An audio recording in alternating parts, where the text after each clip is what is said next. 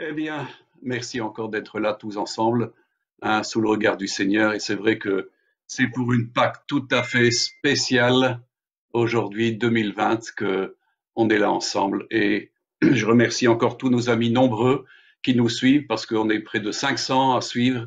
Et je remercie encore, et je dis à tous ceux de Tahiti, de Moréa, Rikitea, tout ça, Maruru, hein, Yeorana.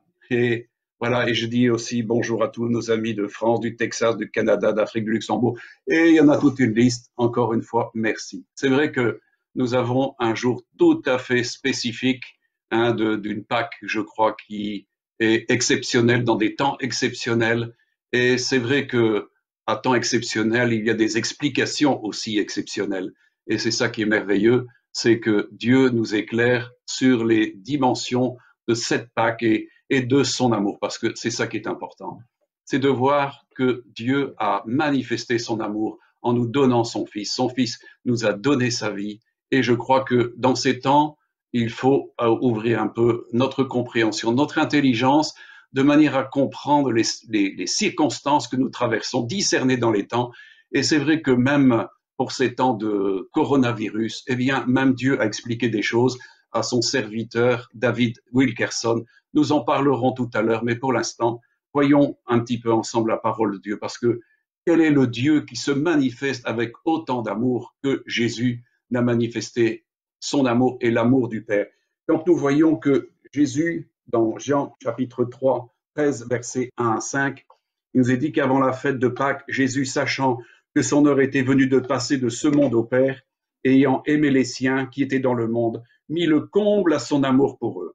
Pendant le souper, lorsque le diable avait déjà inspiré au cœur de Judas Iscariote, fils de Simon, le dessein de le livrer, Jésus, qui savait que le Père avait remis toutes choses entre ses mains, qu'il était venu de Dieu et qu'il s'en allait à Dieu, se leva de table, ôta ses vêtements, prit un linge dont il se ceignit. Ensuite, il versa de l'eau dans un bassin et se mit à laver les pieds des disciples et à les essuyer avec le linge dont il était saint. Je crois que c'est extraordinaire de voir un Seigneur qui aime tellement ses disciples qu'en réalité, il voulait vraiment mettre le comble à son amour. Et ça, mes amis, vous pouvez chercher des religions dans le monde où un Dieu se met dans cette position-là. Nous voyons combien Jésus venait vraiment comme un serviteur extraordinaire pour chacun de ses enfants. Et ça, c'est merveilleux de voir cela.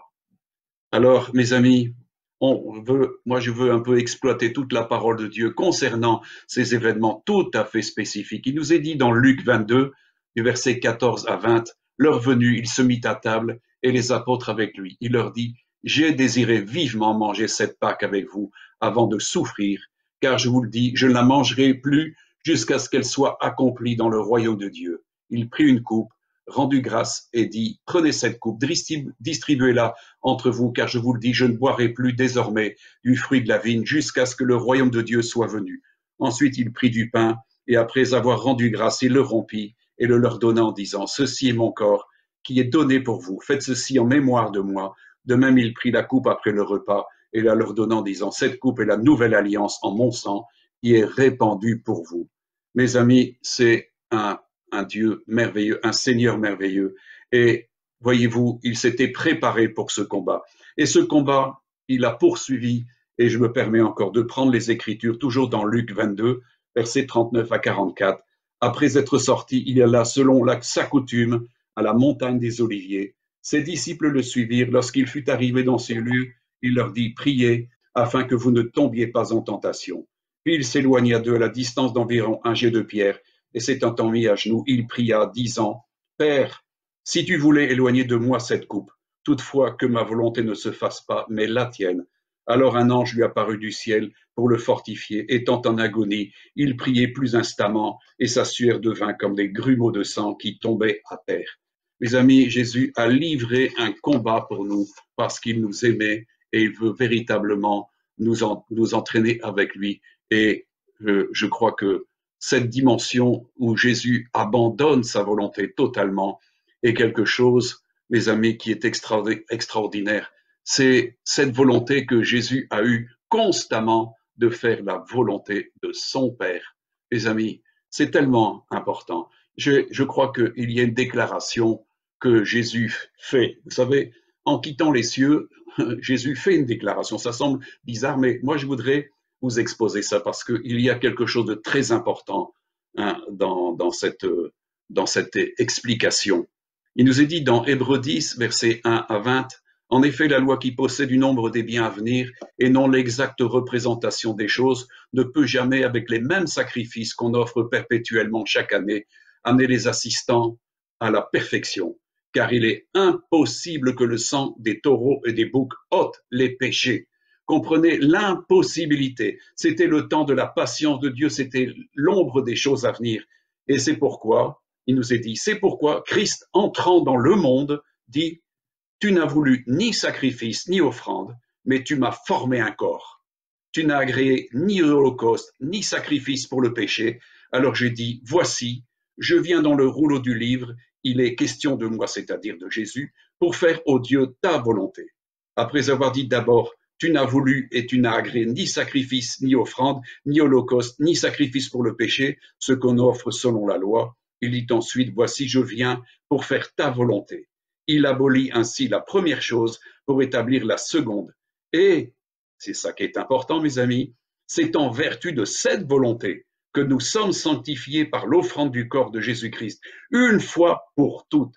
Et tandis que tout sacrificateur fait chaque jour le service et offre souvent les mêmes sacrifices qui ne peuvent jamais ôter les péchés, lui, après avoir offert un seul sacrifice pour les péchés, s'est assis pour toujours à la droite de Dieu, attendant désormais que ses ennemis soient devenus son marchepied, car par une seule offrande, il a amené à la perfection pour toujours ceux qui sont sanctifiés. C'est ce que le Saint-Esprit nous atteste aussi après avoir dit, voici l'alliance que je ferai avec eux.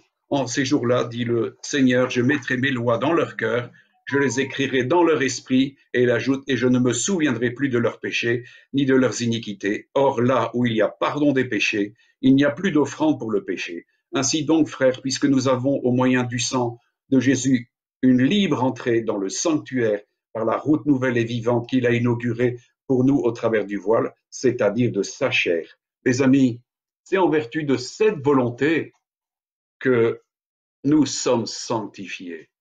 Il fallait que Jésus poursuive tout le long de son parcours sur terre cette vérité essentielle qui est faire la volonté de Dieu, la volonté de son Père. Et il n'a jamais laissé qui que ce soit l'empêcher, même Pierre quand il est venu l'interrompre, il lui a dit, arrière de moi, tu ne conçois pas la pensée de Dieu, la volonté de Dieu.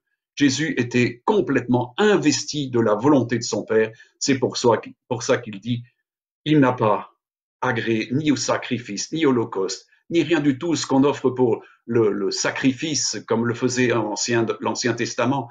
Mais il dit, tu m'as formé un corps pour être justement l'agneau pascal immolé avant la fondation du monde.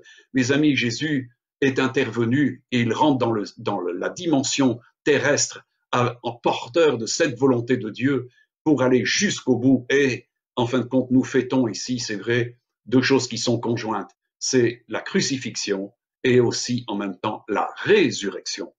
Parce qu'il n'y aurait pas de résurrection s'il n'y avait pas de crucifixion et de mort. Et ça, mes amis, c'est ça en ça que ces jours ici sont tellement infiniment précieux pour nous. Et il est important de comprendre la décision du Père d'envoyer son Fils et comment son Fils répond à cela. Je vous ai donné ces passages d'Hébreux, c'est repris dans les prophètes. Mes amis, Jésus est celui qui est venu pour ôter le péché du monde et il fallait absolument qu'il soit cette offrande agréable. Et il nous est dit que par un seul sacrifice, auparavant les sacrificateurs amenaient chaque année des sacrifices, elles répétaient le souvenir, mais par une seule offrande, il amenait le sacrifice et nous amenait tous à la perfection du salut. Alors mes amis, on comprend l'importance de ce que Jésus, je répète ce texte, voici je viens pour faire ta volonté. Il abolit ainsi la première chose pour établir la seconde. C'est en vertu de cette volonté que nous sommes sanctifiés par l'offrande du corps de Jésus-Christ, une fois pour toutes.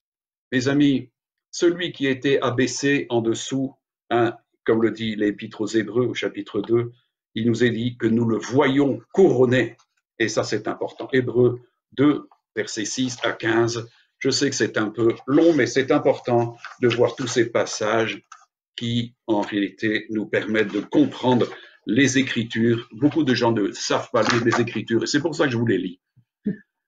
Quelqu'un a rendu quelque part ce témoignage. Qu'est-ce que l'homme pour que tu te souviennes de lui? Ou le Fils de l'homme pour que tu prennes soin de lui? Tu l'as abaissé pour un peu de temps au-dessous des anges. Tu l'as couronné de gloire et d'honneur. Tu as mis toutes choses sous ses pieds. En effet, en lui soumettant toutes choses, Dieu n'a rien laissé qui ne lui fût soumis. Cependant, nous ne voyons pas encore maintenant que toutes choses lui soient soumises.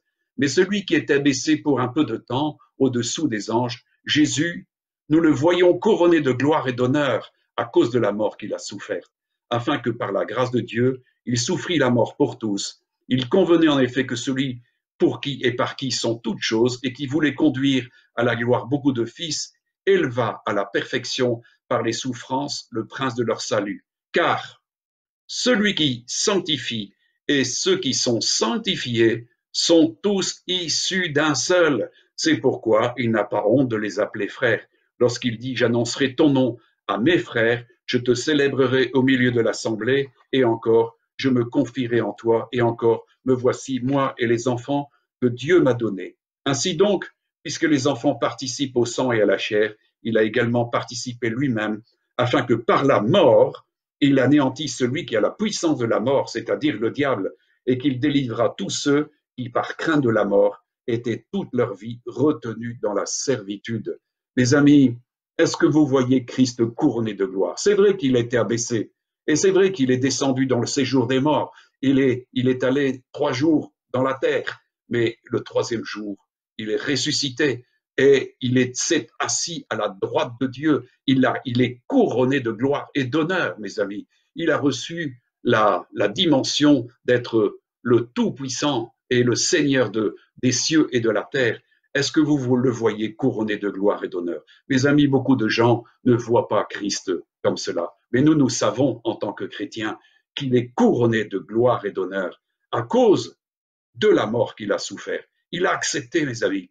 Il a fait la volonté du Père et il l'a fait dans une dimension de détermination.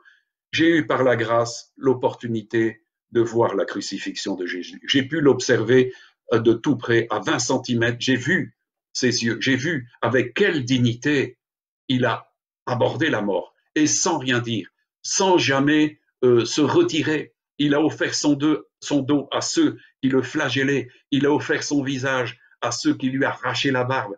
Mes amis, jamais il n'était en retrait. Il s'offrait, il se donnait. Il venait pour faire la volonté du Père. Il s'est donné volontairement. Et mes amis, je peux vous dire que dans ses yeux, je voyais une détermination. C'était terrible de voir les yeux du Fils de Dieu être aussi paisibles, sans colère. Vraiment, il maîtrisait véritablement ses émotions. Il était là dans le prétoire de Pilate. Il avait reçu des coups, ses joues, tout était gonflé, son visage était gonflé, la peau de son visage était arrachée à cause de la barbe, le sang coulait sur son front. Mais je peux vous dire que dans ses yeux, il y avait une telle détermination. Mes amis, il n'a jamais poussé un cri de révolte, il ne s'est jamais révolté, mais il s'est donné complètement pour nous. Est-ce que nous comprenons que celui qui a été abaissé pour un peu de temps, il a été élevé à une dimension glorieuse? Et je crois que cette dimension de Pâques et cette dimension que nous fêtons, c'est vrai, de sa crucifixion et de sa résurrection, est pour nous un sujet d'une grande joie et d'une grande gloire, parce que ce qu'il a fait, mes amis, il l'a fait pour nous. Et jusqu'au bout, mes amis, il a été en train de combattre sur la croix. Je n'ai jamais vu Jésus gémir sur la croix. Il était en train de regarder vers le ciel, il priait le Père.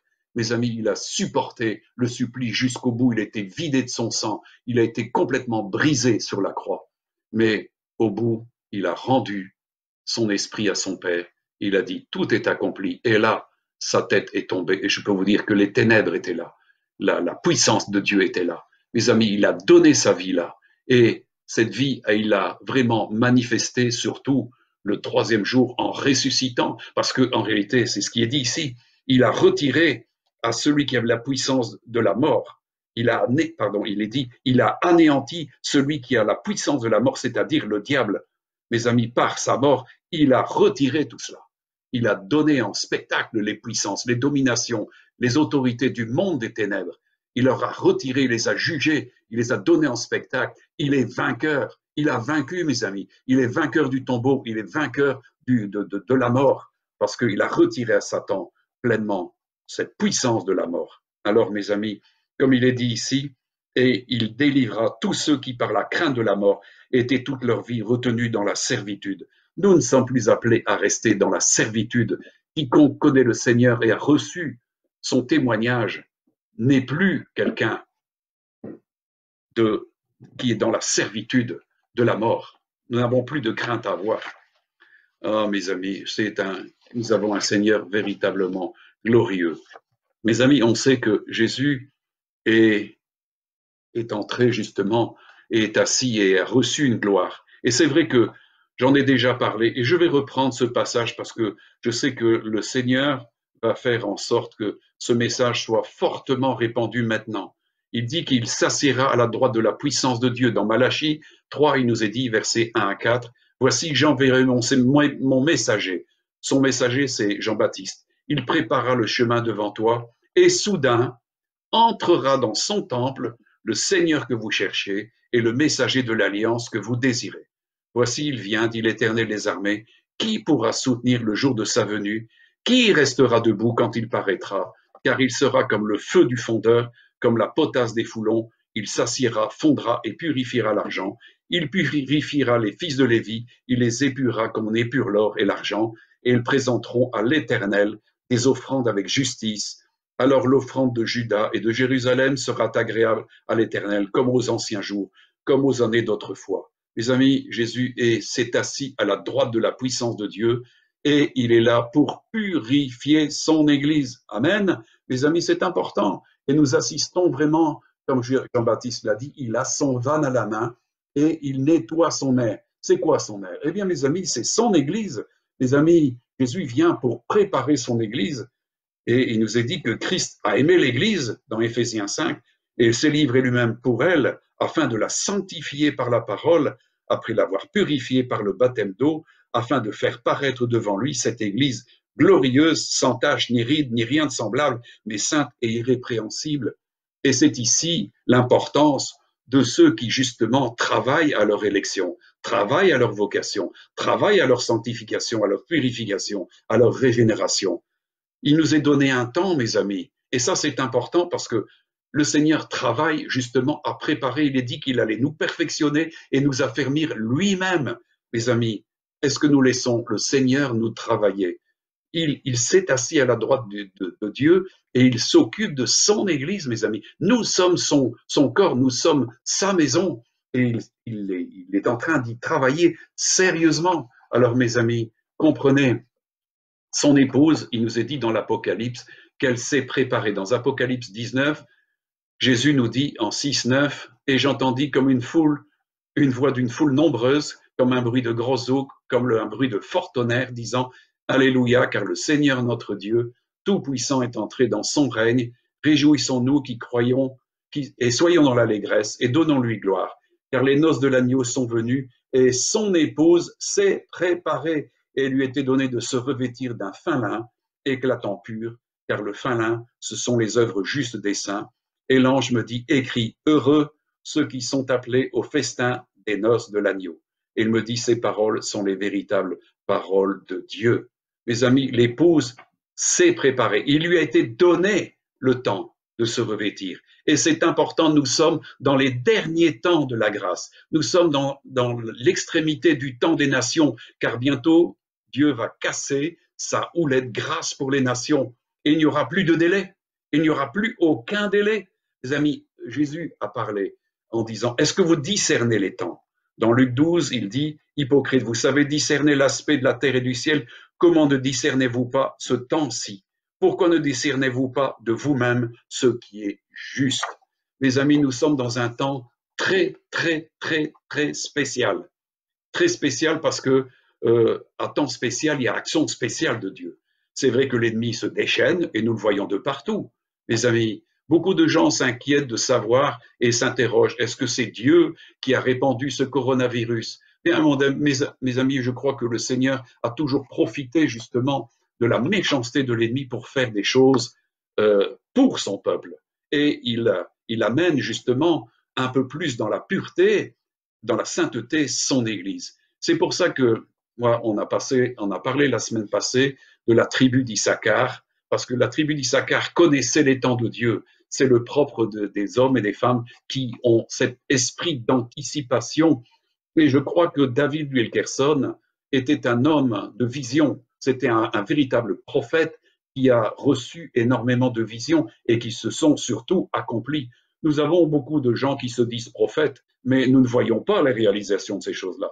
Tandis que David Wilkerson n'avait pas peur de s'avancer pour annoncer des choses qui se sont réellement exécutées. Alors, mes amis, il nous est donné une explication de David Wilkerson qui a été donnée en 1986 sur ce qui est en train de se passer ici avec le coronavirus. Mes amis, c'est un éclairage de Dieu. Il dit, je vois, donc il a vu dans une vision, je vois un fléau qui s'abat sur le monde et les bars, les églises et le gouvernement vont fermer.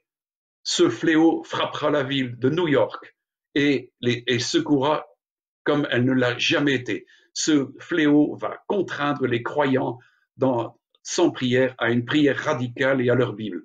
Et la repentance sera le cri de l'homme de Dieu en chair.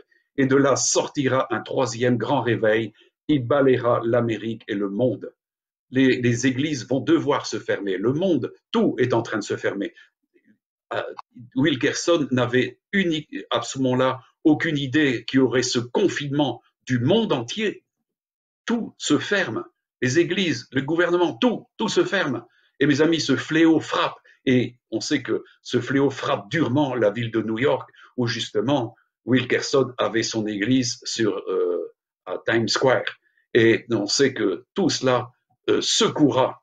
Et on sait que tout est secoué, mes amis. Dieu veut secouer le monde encore d'une manière à ce que son église soit absolument shakée. Vous savez, moi, le Seigneur m'a appelé pour le réveil. Et je me demandais, Seigneur, quand je voyais les anciens réveils, Dieu secouait des régions. On a parlé d'ailleurs des shakers, ça veut dire être des gens qui sont secoués par l'Esprit de Dieu. Et je me disais, Seigneur, comment on peut maintenant encore avoir un réveil? Comment cela peut-il se faire? Et et je dis au Seigneur, il faut quelque chose qui va secouer le monde entier et particulièrement l'Église, parce qu'elle est tellement dans l'apostasie, elle est tellement endormie, elle est tellement comme les vierges qui sont endormies sans se réveiller. Et je crois que, voyez, on est en train de vivre quelque chose et nous voyons de partout, nous avons des rapports que les églises se lèvent, que les gens prient, que les présidents de certaines nations prient, demandent la prière et tout ce qui s'ensuit. Il y a un mouvement de l'esprit comme il ne s'est jamais fait auparavant, et c'est un mouvement mondial. On comprend que David Wilkerson dit de là sortira un troisième grand réveil qui balayera l'Amérique et le monde. Mes amis, nous sommes dans le dernier réveil du monde. Et mes amis, on sait que Dieu va bientôt envoyer son Fils et là verra le départ des aigles. Là où sera le corps, là seront les aigles, ceux qui se seront préparés, ceux qui auront travaillé à leur élection, à leur vocation, qui auront fait l'œuvre de Dieu, qui auront fait la volonté de Dieu, comme Jésus, comme on l'a vu tout à l'heure. Eh bien, mes amis, ça va être l'enlèvement et ça sera les noces de l'agneau. Comprenez l'importance de ce que dit David Wilkerson. C'est malheureux, c'est un homme qui est décédé maintenant depuis quelques années, mais je l'ai regardé toujours comme un homme vraiment d'un intérêt primordial.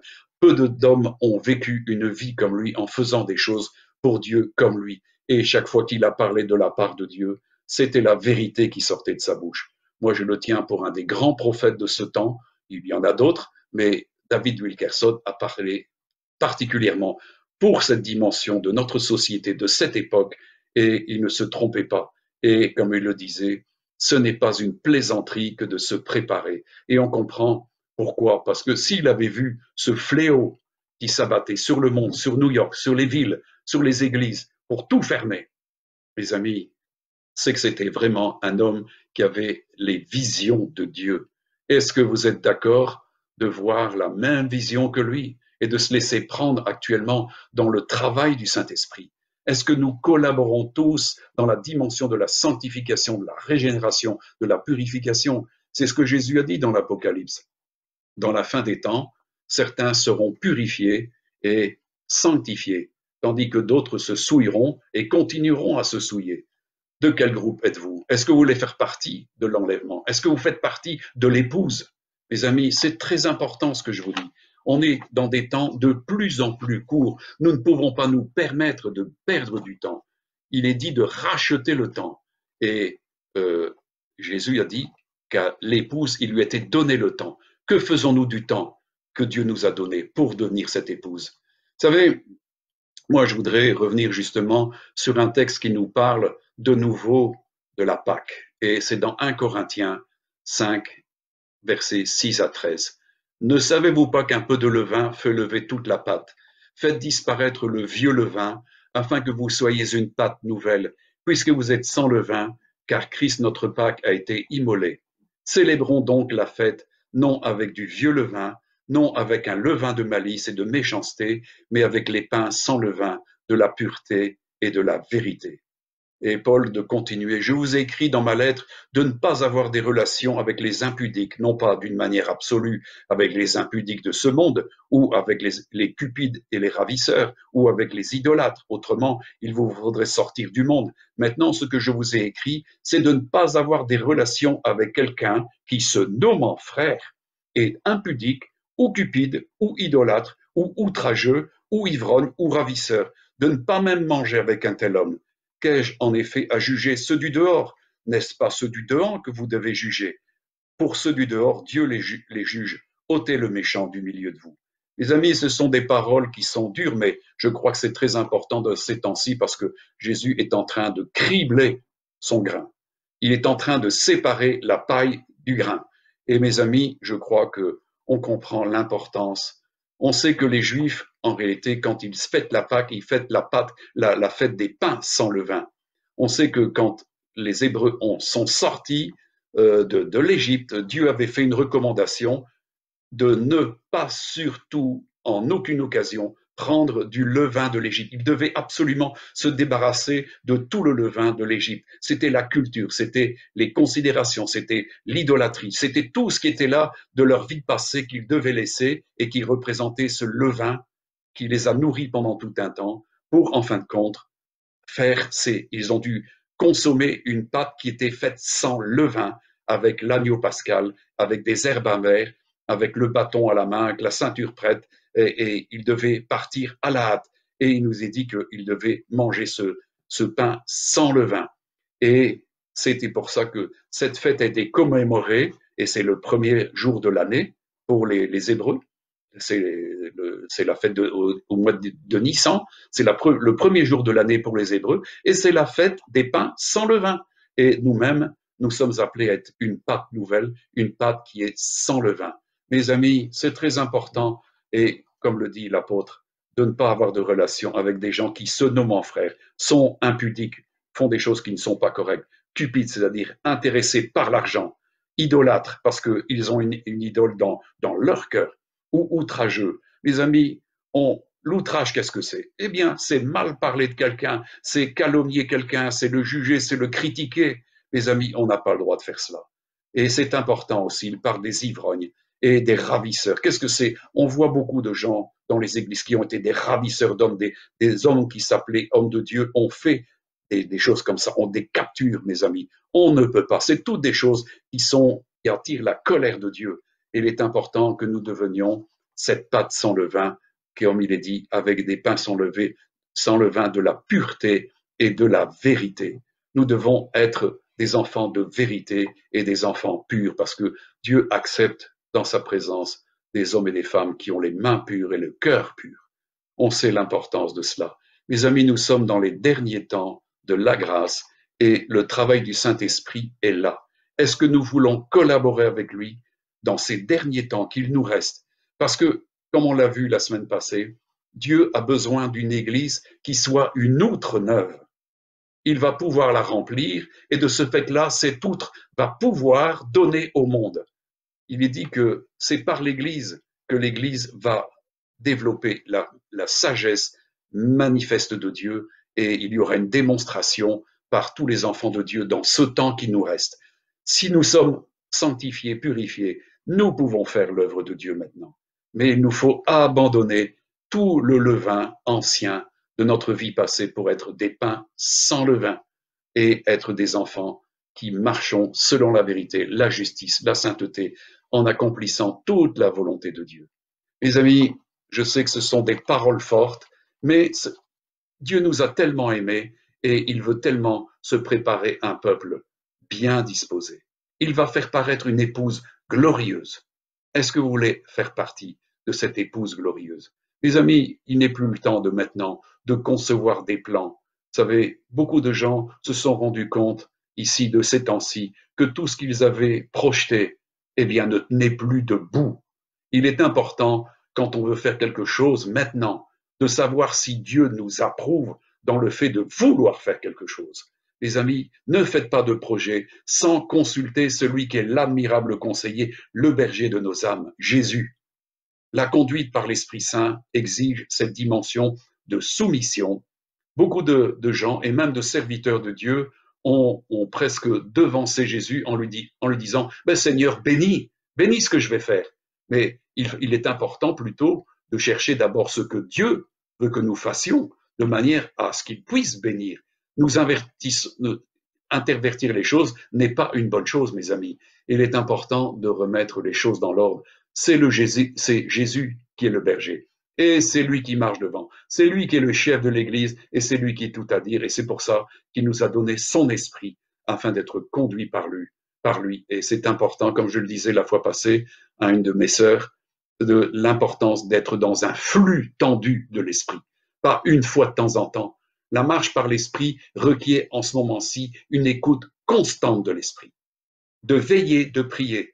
Moi, le Saint-Esprit m'a dit, voilà, c'est très bien, Michel, tu as depuis un certain temps exhorté l'Église justement dans le fait de prier, de veiller, afin de recevoir de la force pour échapper à tout ce qui vient. Et je crois que beaucoup ont compris cela et sont en train d'échapper à des choses graves, parce que des choses graves s'étendent même dans les églises. Tous ceux qui ne prennent pas les choses de Dieu au sérieux n'ont pas cette force d'échapper. Alors, je vous invite encore vraiment à veiller, prier et discerner et recevoir la force que Christ seul peut donner, cette force que le Saint-Esprit communique à ceux qui ont communion avec le Seigneur. Mes amis, notre communion est dans la lumière, mutuellement, comme il est dit, mutuellement en communion dans la lumière avec le Père et le Fils. Et son sang nous purifie de toute iniquité, c'est-à-dire nous rend constamment vertueux. Celui qui n'aime pas son frère ne se tient pas dans la lumière. Celui qui est son frère, dit la parole, est un criminel et il n'a pas de sa place dans le corps de Christ. Il n'a pas sa place dans l'épouse. Mes amis, il est important d'accomplir ce commandement, d'aimer nos frères et nos sœurs comme nous nous aimons nous-mêmes et comme Christ nous a aimés. C'est important, mes amis. Dieu veut que nous soyons des hommes et des femmes qui sont guidés par l'amour, dirigés par l'esprit d'amour, l'esprit de bonté, l'esprit, le véritable amour de Dieu. Et c'est important. Dans ces temps-ci, mes amis, faites attention.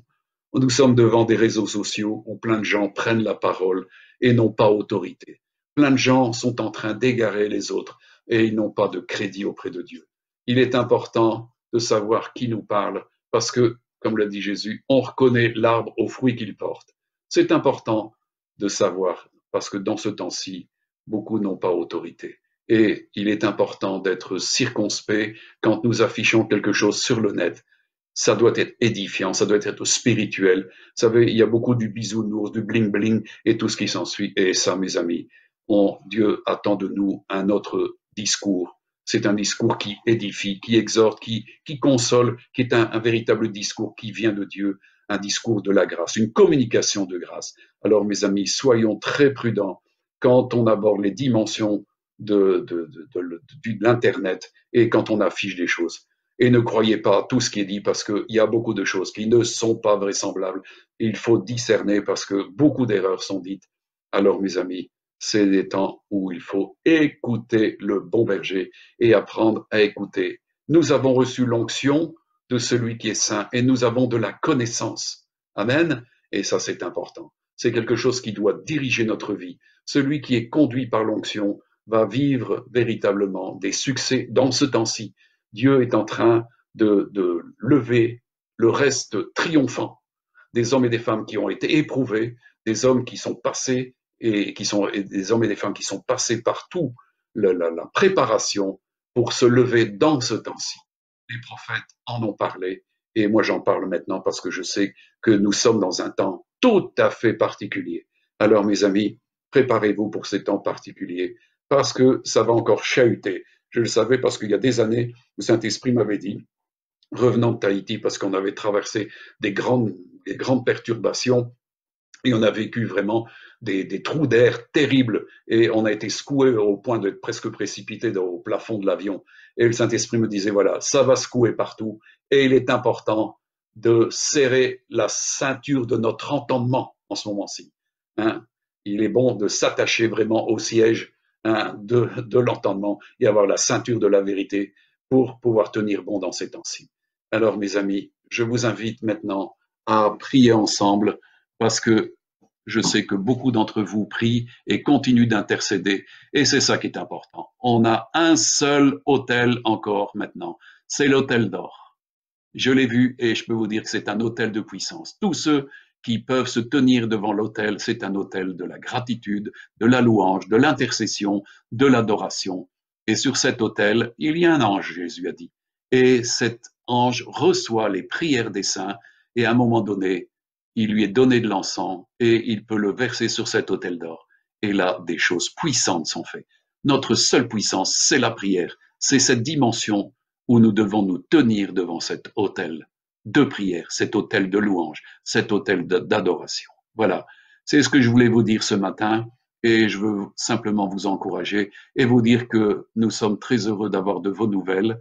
Hein, alors continuez et si vous avez des nouvelles intéressantes, eh bien nous les publierons. Hein, et faites remonter les choses. Vous avez le numéro d'appel, vous avez hein, le mail aussi.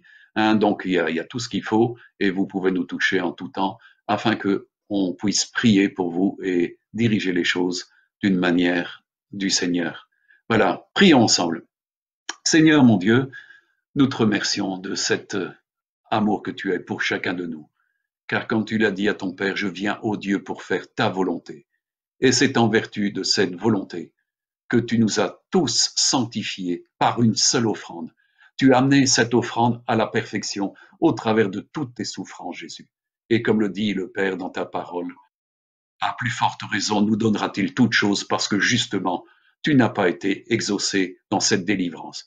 Et c'est pour ça que nous pouvons tout acquérir, tout avoir par héritage au travers de tout ce que tu as fait, Jésus. Merci Seigneur de cette crucifixion qui nous lave de tout péché et qui nous accorde une justice. Et merci pour cette résurrection glorieuse, parce que tu es venu pour régner. Tu t'es assis à la droite du Père, où là, tu purifies ton Église. Tu l'as fait passer au creuset, l'argent et l'or, et tu la laves. Seigneur, merci. Merci de ce que nous sommes l'objet de tes soins, l'objet de tes soins attentifs. Tu veux faire paraître devant toi une Église glorieuse, sans souillure, sans tache, sans flétrissure. Et merci de ce que tu nous considères comme ton Église. Nous sommes ton corps. Et moi, je te prie de bénir, Seigneur, tous mes frères et sœurs qui écoutent ici pendant cette vidéo, de manière à ce que tous soient touchés par la puissance de ta grâce, par la puissance du sang qui libère, qui purifie entièrement, et que tous reçoivent ce don de justice, ce don de grâce, afin de régner avec toi dans cette vie, comme l'Écriture le dit. À tous ceux qui ont reçu le don de la grâce et de la justice, régneront à plus forte raison par Jésus-Christ lui seul. Merci Seigneur parce que tu nous as appelés à régner et non pas à être des vaincus, mais des vainqueurs. Alors Seigneur, arme tes enfants dans ce temps-ci, dans ce temps spécifique. Seigneur, afin que cette vision de David Wilkerson prenne tout du sens pour chacun, parce que tu es en train de cribler ton Église. Tu es en train de séparer le grain de l'ivraie, Seigneur, et nous savons que ton retour est proche et tu viens rechercher une épouse vraiment qui aura accompli toute sa destinée, toute son élection et qui sera pure et sainte. Merci, Père, de ce que tu nous comptes pour tes enfants. Tu as fait de nous ta maison, ton corps. Alors, c'est infiniment précieux et merci de pouvoir, comme tu l'as dit après la Sainte Seine, de faire ceci en mémoire de toi. Car tu as donné ta vie, tu as donné ton corps pour être brisé pour nous. Tu as versé ton sang afin que nous puissions boire la coupe de délivrance et annoncer ta prochaine venue. Merci Seigneur. Merci Seigneur pour un tel amour. Un tel amour. Tu as été constamment dans cette dimension de ton amour. Tu l'as témoigné à tes apôtres, mais tu nous l'as témoigné aussi. Et nous avons goûté combien tu es bon. Et moi, je te remercie pour cette sainte présence qui nous est donnée dans ce temps de confinement. Et Seigneur, je te prie de visiter, c'est vrai, tous nos frères et sœurs plus âgés qui sont isolés. Seigneur, c'est vrai que beaucoup souffrent de cet isolement. Mais avec toi, on a le consolateur. Et Seigneur, tu manifestes ton amour. Alors Seigneur, encore ce matin, manifeste ton amour sur tes bien-aimés et étends ta main bénissante sur eux et réconforte-les, encourage-les, console-les. Seigneur, tu as dit que tu ne nous abandonnais jamais et que tu serais avec nous jusqu'à la fin. Alors Seigneur, merci. Nous te rendons grâce et nous te bénissons pour tout ce que tu as accompli et tout ce que ta parole nous donne pour nous consoler. Merci de ces paroles que nous avons pu lire parce que tu es vraiment, Seigneur, la parole de vie qui nous a été donnée. Et merci pour cette parole. Nous te louons et te bénissons. Et merci pour cette journée. Que ce soit vraiment un temps de Pâques exceptionnel pour chacun. Une Pâques qui est glorieuse, parce que exceptionnellement glorieuse à cause de toi. À cause de toi. Pas à cause des hommes, mais à cause de toi. Merci Père. Sois béni, mon Dieu. À toi la gloire. À toi la puissance. À toi le règne d'éternité en éternité. Amen.